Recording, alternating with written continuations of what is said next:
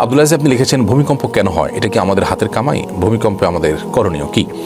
ভাই আব্দুল আজিজ, আল্লাহ রাব্বুল আলামিন যা ঘটান এই পৃথিবীতে, তার সব কিছু সৃষ্টি জগতে বরং যা কিছু হয় তার প্রত্যেকটির কোনো না কোনো হিকমা, কোনো না কোনো রহস্য লুকায়িত আছে। বিজ্ঞানীরা আজকাল আমাদের ভূমিকম্পের নানা ব্যাখ্যা জানাচ্ছেন। এই কারণে ভূমিকম্প হচ্ছে, এই কারণে ভূমিকম্প বাড়ছে, এত মাত্রার ভূমিকম্প হওয়ার কারণ এগুলো তাদের গবেষণা। এই সমস্ত গবেষণাকে ডিনাই করার কোনো প্রয়োজন নেই। এগুলো আপন জায়গা ঠিক থেকেও এর অন্তর্নিহিত বহুবিধ রহস্য, হিকমা থাকতে পারে, বরং থাকাটাই স্বাভাবিক। আমরা যদি বলি এই কারণে হয়েছে, তাহলে যদি জিজ্ঞেস করা হয় সে কারণটি কেন দেখা দিয়েছে, তার হয়তো একটা উত্তর দেওয়া যাবে। তারপরে যদি আবার পাল্টা প্রশ্ন করা হয় ওই কারণটি আবার কেন দেখা দিয়েছে, তখন হয়তো আমরা কোনো কারণ বলতে পারবো না। অতএব এর গোড়ায় একটা পর্যায়ে গিয়ে আমাদেরকে আল্লাহ রাব্বুল আলামিনের হুকুম হয়েছে, আল্লাহর নির্দেশ হয়েছে, আল্লাহর ফয়সালা হয়েছে, এরকম বিষয়ের উপর, অর্থাৎ এই বিষয়টির উপর আমাদেরকে নিজেদেরকে ন্যস্ত করা ছাড়া, সেখানে গিয়ে ঠেকা ছাড়া আর কোনো উপায়ান্তর কিন্তু আমাদের থাকবে না। সেজন্য ভূমিকম্প আল্লাহ তাআলার হিকমা এবং রহস্য থেকে শূন্য নয়। ইমাম ইবনে তাইমিয়া রাহমাতুল্লাহ আলাইহি বলেছেন, ভূমিকম্প হয় আল্লাহ তাআলা মানুষকে এটা দিয়ে ভয় দেখান, সতর্ক করেন, আল্লাহর শক্তিমত্তা সম্পর্কে মানুষ ধারণা পায়। অনেক সময় মানুষের পাপাচার বৃদ্ধি হওয়ার কারণে আল্লাহর আযাব হিসাবে এটি হয়ে থাকে। ইবনে আবি দুনিয়ার একটি বর্ণনায় আয়েশা রাদিয়াল্লাহু তাআলা আনহা থেকে আমরা জানতে পারি যে সে বর্ণনা মতে যখন কোনো জনপদে জেনা, ঘুষ, সুদ এগুলোকে মানুষ বৈধ মনে করে, এগুলোকে মানুষ দোষণীয় মনে করে না, এগুলোকে মানুষ খুব স্বাভাবিক মনে করে, তখন কিন্তু সে সমস্ত জায়গায় ভূমিকম্পের মতো বিষয়গুলো ঘটে। এগুলো অনেক সময় আল্লাহর আযাব হিসাবে আসে, আবার অনেক সময় এগুলো দুনিয়ার সাধারণ নিয়ম হিসাবে থাকে। আল্লাহ তাআলা বিশেষ কোনো হিকমা রহস্য লুকায়িত থাকে। অনেক সময় আল্লাহ তাআলা বান্দাকে পরীক্ষা করবার জন্য করেন, অন্য সমস্ত বড় বড় ঘটনা, প্রাকৃতিক ঘটনাগুলোর মতো।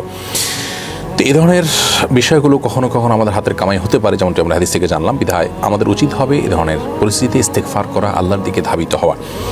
মনে রাখা উচিত যে অতি বিজ্ঞান মনস্ক হতে গিয়ে আমরা যখন স্পিরিচুয়াল দিককে অস্বীকার করব, আমরা যখন বাস্তবতার চাইতেও নিগুড় বাস্তবতাকে অস্বীকার করব, তখন আজ সামুদ জাতির পরিণতি আমাদের হতে পারে। আজ সামুদ জাতি তারা কিন্তু আল্লাহর আযাবকে এরকম হেসে উড়িয়ে দিয়েছিল, আর তারা মনে করেছিল আরে আযাব আবার কি। তারা নিজেদেরকে অনেক বেশি জ্ঞানী মনে করত, অনেক বেশি পণ্ডিত মনে করতো। আল্লাহ তাআলা বলেছেন ইরমাদাত আহমাদ আল্লাতী লাম ইউখলাক মিসলুহা ফিল বিলাদ, যে তাদের মতো, ইরামদের মতো এরকম শক্তিশালী, এরকম তীক্ষ্ণ বুদ্ধির অধিকারী, এরকম প্রকৌশল বিদ্যার অধিকারী তাদের আগে পৃথিবীতে আর কাউকে সৃষ্টি করা হয়নি। এবং তাদের সেই তৈরি করা স্থাপনাগুলো এখনও আছে হাজার হাজার বছর আগে। হাজার বছর আগে, কত হাজার বছর আগে এটা একমাত্র আল্লাহ তাআলা ভালো জানেন, তবে 4-5 হাজার বছরও যে বেশি এটা বলাই বাহুল্য। সে সময়কার স্থাপনাগুলো এখনও ওইভাবে আছে, পাহাড় খোদাই করে করে তারা স্থাপনা নির্মাণ করেছে। সেই শক্তিশালী এবং প্রকৌশল বিদ্যার অধিকারী মানুষগুলো তারা মনে করেছে যে ঝড় আসছে, আওয়াজ আসছে, আল্লাহ নবী আল্লাহর আযাবের কথা বলেছেন। আরে কিসের আযাব? এই পাথরের পাহাড়ের মধ্যে আমরা লুকিয়ে গেলে এই বাতাস, এই ঝড় আমাদের কি ক্ষতি করতে পারবে?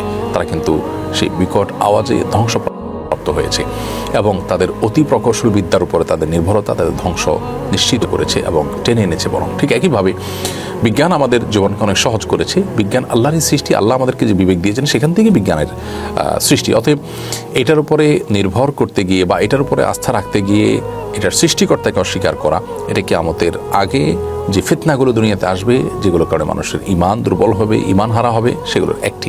আল্লাহ তাআলা আমাদেরকে বোঝার তৌফিক দান করুন। এগুলো এনজয় করার মতো বিষয় না। চন্দ্রগ্রহণ, সূর্যগ্রহণকে আমরা অনেক সময় এনজয় করতে দেখি। আজ সামুদ জাতি কিন্তু এরকম এনজয় করতে গিয়েছিল এবং তাদের ধ্বংস নিশ্চিত হয়েছে। ভূমিকম্প যদি দেখা দেয় তাহলে সেক্ষেত্রে আমরা আত্মরক্ষা করার চেষ্টা করব এবং আমাদের দেশের মতো এরকম পরিস্থিতি, আল্লাহ মাফ করুন, যদি ভূমিকম্প হয় ঢাকার মতো জায়গায়, তাহলে কত ভয়াবহ। অর্থাৎ ভূমিকম্প যদি সেভাবে হয় তাহলে সেক্ষেত্রে ক্ষয়ক্ষতির পরিমাণ কত বেশি হতে পারে, কত ভয়াবহ হতে পারে সেটা বলাই বাহুল্য। বিধায় সরকার এবং সংশ্লিষ্ট কর্তৃপক্ষের উচিত যেরকম ভূমিকম্প পরবর্তী ব্যবস্থাপনা এবং উদ্ধার কর্মকাণ্ড যেন সহজ হতে পারে সেরকম সরঞ্জামের ব্যবস্থা গ্রহণ করা। আমাদের উচিত হবে বাড়িঘরগুলোকে যথাসম্ভব নিয়ম মেনে ভূমিকম্প নিরোধক করার আপ্রাণ চেষ্টা করা। আমাদের সাধ্যের যেটুকু আছে সেটুকু আমরা চেষ্টা করাটা আমাদের কর্তব্য। সেই সাথে ভূমিকম্প শুরু হয়ে গেলে আল্লাহর কাছে ইস্তেগফার করা, তওবা করা। গণ ইস্তেগফারই শুধুমাত্র গণ আযাবকে থামাতে পারে। সেই সাথে আজকে বিশেষ করে ফজরের সময় ভূমিকম্প হয়েছে। ফজরের সময় ভূমিকম্প হয়েছে, আমরা অনেকে ভূমিকম্পে ঘুম ভেঙে গেছে আমাদের, অথচ উচিত ছিল ফজরে আমাদের ঘুম ভাঙা। অতএব এখান থেকে শিক্ষা গ্রহণ করা উচিত, যে কোনো মুহূর্তে যে কোনো পরিস্থিতি আমার চলে যেতে হতে পারে, তওবা করা উচিত, আল্লাহর দিকে ধাবিত হওয়া উচিত।